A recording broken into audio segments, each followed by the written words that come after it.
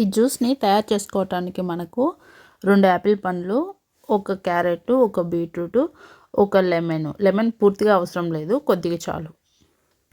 ఇప్పుడు యాపిల్ పండుని, బీట్రూట్ని, క్యారెట్ని సన్నటి ముక్కలుగా కట్ చేసి పెట్టుకోవాలి. లెమన్ కూడా ముక్కలు కట్ చేయాలి, కానీ లెమన్ని మనం లెమన్ జ్యూస్ మాదిరి 2 స్పూన్లు జ్యూస్ మాత్రమే మిక్సీలో వేస్తాము. సో మిగిలినవన్నీ మిక్సీ పట్టుకోవాలి. ఈ ముక్కలన్నిటిని ఇప్పుడు మనం మిక్సీలో వేసి ఒక గ్లాస్ నీళ్లు కూడా పోయాలి.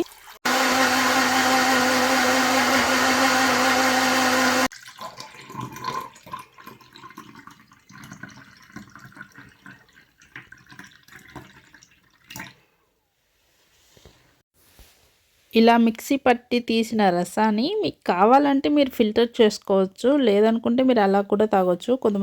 కొంతమందికి అలా తాగడం ఇష్టం లేనప్పుడు మీరు ఫిల్టర్ చేసుకుంటే